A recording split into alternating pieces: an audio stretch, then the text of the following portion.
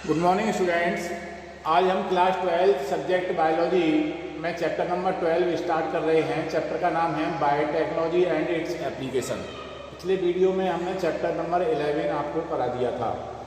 तो biotechnology and its application यानी biotechnology का किन किन क्षेत्रों में यूजेज है वो हम बता रहे हैं। तो इसका जो डायग्नोसिस में यूज है, इसका जेनेटिकली मॉडिफाइड क्रॉप प्रोड्यूस करने में इसका यूज है, प्रोसेस फूड को प्रिजर्व करने में है, एनर्जी प्रोडक्शन में है, वेस्ट ट्रीटमेंट वेस्ट मटेरियल को ट्रीट करने के लिए भी बायोटेक्नोलॉजी का यूज होता है।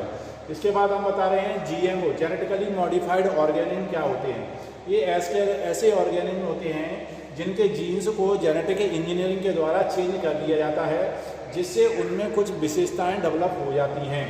ऐसे कौन कौन से ऑर्गेनिज्म हैं? प्लांट्स हैं, बैक्टीरिया हैं। बैसिलस थ्यूरोजेनेसिस एक जेनेटिकली मॉडिफाइड ऑर्गेनिज्म का एग्जाम्पल है। ठीक है, ऑर्गेनिज्म में है जेनेटिकली मॉडिफाइड ऑर्गेनिज्म, तो इसमें प्लांट भी आ सकते हैं, एनिमल्स भी आ सकते हैं, बैक्टीरिया और फंजाई भी आ सकती हैं।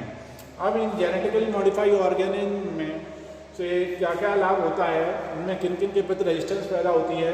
तो पहला एक है, कोई भी प्लांट से एनिमल है, increase tolerance power against abiotic factor के प्रति उनमें क्या है, टॉलरेंस पावर बढ़ जाएगी। एबायोटिक फैक्टर क्या होते हैं? टेम्परेचर होता है, सनलाइट होता है, ठीक है ना, कोल्ड होता है। ठीक, दूसरा है रिड्यूस पोस्ट हार्वेस्ट लॉस्ट, फसल पकने के बाद उसका जो लॉस है वो कम हो जाएगा। पेस्ट के प्रति रेजिस्टेंस बढ़ जाएगी, कीड़ों के प्रति रेजिस्टेंस बढ़ जाएगी।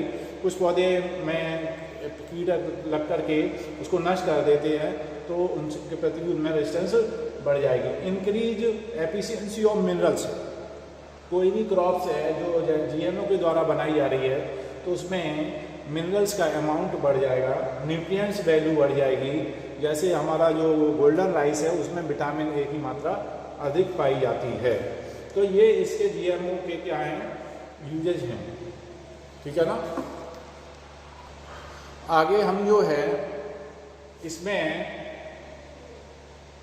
एग्रीकल्चर में जो बीटी कॉटन है, बीटी फुल फॉर्म में बैसिलस थ्यूरोजेनेसिस एक बैक्टीरिया है जो जेनेटिकली मॉडिफाइड ऑर्गेनिज्म का एग्जाम्पल है। इस बैक्टीरिया को जेनेटिकली मॉडिफाइड किया गया है, उसके जीन्स को चेंज किया गया है। ये जीन्स क्या करते हैं, उस बैक्टीरिया के अंदर एक क्रिस्टल प्रोटीन, कैपिटल बनेगा CRY, क्रिस्टल प्रोटीन का निर्माण करते हैं जो जिसका कैरेक्टर बेसेला होता है, टॉक्सिन के रूप में काम करती है। और ये प्रोटीन उस कॉटन प्लांट को खाने वाले बीटल्स और फ्लाइज और मॉस्किटो आर्ट इंसेक्ट्स को मार देती है, जिससे हमारा कॉटन का प्लांट इनके प्रभाव से क्या हो जाता है, बच जाता है। अब ये बीटी हमारा जो बैसिलस थ्यूरोजेनेसिस बैक्टीरिया कैसे काम करता है ये देखिए। जैसे ही ये बीटल्स और फ्लाई और मॉस्किटो कॉटन के प्लांट की पत्तियों को खाते हैं, तो इस बीटी के अंदर पाए जाने वाला क्रिस्टल प्रोटीन जो टॉक्सिन रूप में होता है वो उस पौधे की पत्ती के द्वारा उनके बीटल्स के अंदर पहुंच जाता है।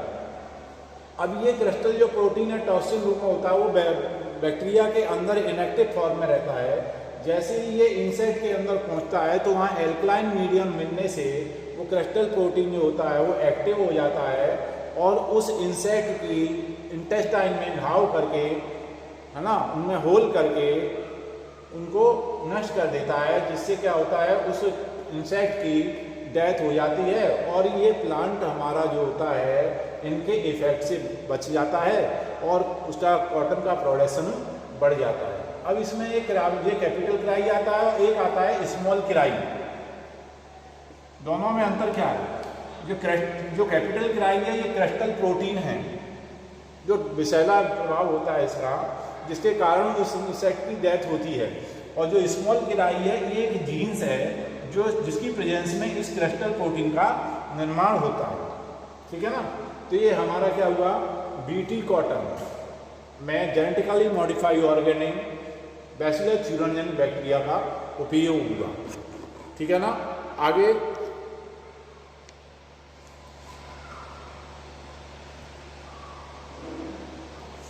तो पहला प्रयोग हमारा जो है आपका बीटी कॉटन में हो गया, बैसिलस थ्यूरोजेनेसिस बैक्टीरिया के द्वारा कॉटन प्लांट को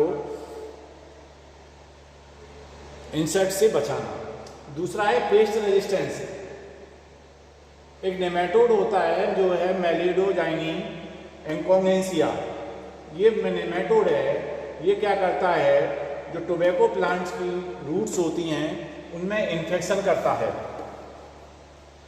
उनको इन्फेक्टेड कर देता है, जिससे प्लांट्स की ग्रोथ रुक जाती है, डेवलपमेंट रुक जाता है, और उसका फिर डेवलपमेंट रुक जाता है तो प्रोडक्शन कम होता है। अब इसको लिए क्या करना होता है, plants it can prevented by using RNA interference, RNAi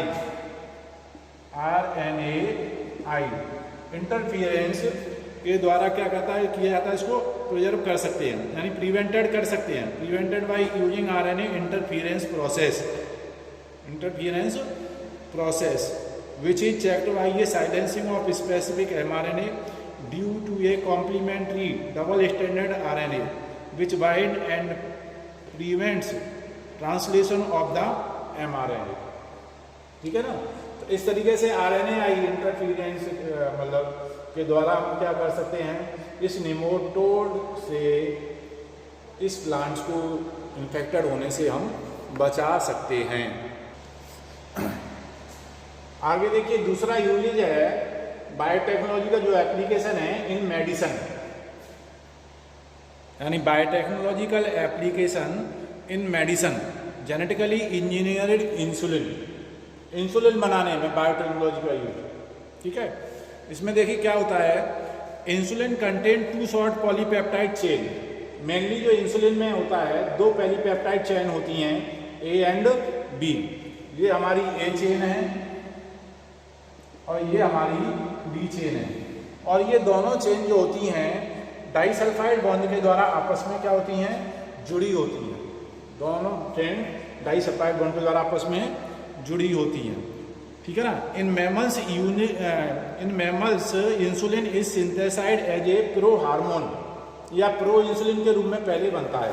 तो इसमें प्रो इंसुलिन में या प्रो हार्मोन में 3 चेन होती हैं, एक A चेन होती है, दूसरी B चेन होती है और तीसरी C चेन होती है। ठीक है, यानी इंसुलिन में 2 होंगी और प्री इंसुलिन में 3 चेन होंगी। जब ये मैच्योर होता है तो इसमें से C चेन जो होती है वो हट जाती है और 2 चेन रह जाती हैं फिर B एंड A। तो इंसुलिन में 2 और प्रो इंसुलिन में 3 चेन। मैच्योर होने पर क्या होता है, C चेन हट जाती है। आगे देखिए, earlier insulin was extracted from pancreas of cattle और पिग से या रैट से जेनेटिक इंजीनियरिंग के द्वारा इंसुलिन बनाया जाता है। ठीक है, लेकिन ये क्या करता है, जब पेशेंट को ये दिया जाता है तो कभी कभी उसमें एलर्जी पैदा कर सकता है। क्या कर सकता है, एलर्जी पैदा कर सकता है। Production of insulin by recombinant DNA technology was achieved by an American company Eli Lilly. इसके कौन सी कंपनी के द्वारा बनाया गया था, एली लिली, LILLY। एक अमेरिकन कंपनी है जिसके द्वारा रिकॉम्बिनेंट DNA टेक्नोलॉजी के द्वारा इंसुलिन का निर्माण किया गया। 1983 it prepared 2 DNA sequences corresponding to A and B chain of human insulin and introduced them plasmid of E. coli for production. The A and B chains produced were separated, extracted and combined by creating disulfide bond to form human insulin। तो human insulin, तो इसमें American की Eli Lilly company ने recombinant DNA technology के द्वारा एक insulin का निर्माण किया। ठीक है, तो हमारा ये डिफरेंस हो सकता है इंसुलिन और प्रो इंसुलिन में। क्या डिफरेंस होता है, तो देखो इंसुलिन में 2 चेन होती हैं, एक A चेन होती है और एक B चेन होती है। ये चेन आपस में डाइसल्फाइड बॉन्ड के द्वारा जुड़ी होती हैं। ह्यूमन में जो इंसुलिन बनता है पहले वो मैच्योर फॉर्म में बनता है, जिसे प्रो हार्मोन या प्रो इंसुलिन कहते हैं, जिसमें 3 चेन होती हैं, A, B and C।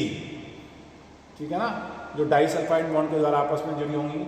Mature होने पर हमारा ये C चेन क्या हो जाती है, सेपरेट हो जाती है। इस तरीके से रिकॉम्बिनेंट DNA टेक्नोलॉजी के द्वारा या बायोटेक्नोलॉजी के द्वारा मेडिसिन क्षेत्र में इंसुलिन का निर्माण किया जाता है, जिसके इंजेक्शन बनाए जाते हैं और डायबिटीज़ को कंट्रोल करने के लिए इनको दिया जाता है। दूसरा देखिए जो है मेडिसिन में बायोटेक्नोलॉजी का जो एप्लीकेशन है, पहले हमने बता दिया इंसुलिन बनाने में। दूसरा है जीन थेरेपी। जीन थेरेपी में क्या होता है, बायोटेक्नोलॉजी के द्वारा जब बॉडी में कोई जीन्स खराब होता है तो उस जीन्स को निकाल करके जेनेटिक इंजीनियरिंग के द्वारा एक नए जीन को, जो फंक्शनल जीन होता है, उसको इंसर्ट कर दिया जाता है। ठीक है ना। इसमें क्या है, जीन्स के द्वारा ट्रीटमेंट किया जाता है। जीन्स को, जो खराब जीन्स है जिसके कारण जो डेफिशिएंसी हो रही है, उसको हटा करके रिकॉम्बिनेंट टेक्नोलॉजी के द्वारा उसमें नया जीन्स फंक्शनल जीन कर देते हैं। इसको जीन थेरेपी बोलते हैं। ठीक है। सबसे पहले जीन थेरेपी में देखिए क्या है,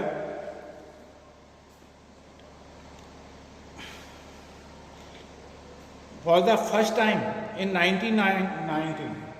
1990 में एम बिलेव्स and MF Andrews of National Institute of Health attempt gene therapy on a 4-year-old girl. 4-year-old girl with adenosine deaminase deficiency. इसमें ये रोग का नाम था, जिस 4 वर्ष की लड़की में ये रोग था, एडिनोसिन डीएमिनेज, जिसको बोलते हैं एडिनोसिन डीएमिनेज डेफिशिएंसी। ठीक है ना। ADA is caused due to deletion of gene for adenosine deaminase। एक जीन्स की कमी होने के कारण ये रोग होता है। In some cases it can be caused by bone marrow transplantation। इसको हम कुछ केस में क्या कर सकते हैं, बोन मैरो ट्रांसप्लांटेशन के द्वारा क्योर कर सकते हैं, उपचारित कर सकते हैं। And enzyme replacement therapy but is not fully curative. तो 2 मेथड से हमको उसको कंट्रोल कर सकते हैं, एक बोन मैरो ट्रांसप्लांटेशन और दूसरा है एंजाइम। ठीक है ना। Enzyme replacement therapy but is not fully curative. लेकिन ये दोनों ही मेथड से जब हमको थेरेपी की तरह ट्रीट करते हैं इस रोग को, तो ये क्यूरेटिव नहीं है। Lymphocyte from patient blood work grow in a cultural and functional ADA। ठीक है ना। Complementary DNA was introduced into lymphocyte using retroviral vector. The lymphocyte were transferred into the patient body।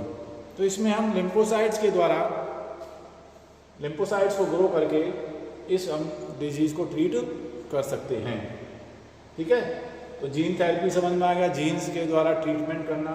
सबसे पहले 1990 में 4-year-old गर्ल्स को जो adenosine deaminase disease से, deficiency disease से इफेक्टिव थी, उसको बोन मैरो ट्रांसप्लांटेशन और एंजाइम रिप्लेसमेंट के द्वारा ट्रीट किया गया था। लेकिन ये पूरी तरह क्यूरेटिव नहीं है। पूरी तरह क्यूरेटिव करने के लिए लिम्फोसाइट्स का फॉर्मेशन है ना, उनका कल्चर कराना है। And functional ADH कॉम्बिनेंट DNA introduce into lymphocyte using retroviral vector. तो आज हमने इस वीडियो में बायोटेक्नोलॉजी के यूजेस में एक तो एग्रीकल्चर में बताया, जिसमें हमने BT कॉटन का एग्जाम्पल बताया, दूसरा पेस्ट रेजिस्टेंस यानी निमोटेड वाला बताया। इसी तरीके से मेडिसिन में जो इसका यूज है, एप्लीकेशन है, उसको पहले इंसुलिन बनाने में, जो एलईडी कंपनी में फर्स्ट रिकॉम्बिनेंट DNA टेक्नोलॉजी के द्वारा बनाया गया था, है ना, इंसुलिन। और दूसरा है जीन थेरेपी। इस वीडियो में आज इतना ही बता रहे हैं, आगे का अगले वीडियो में बताएंगे।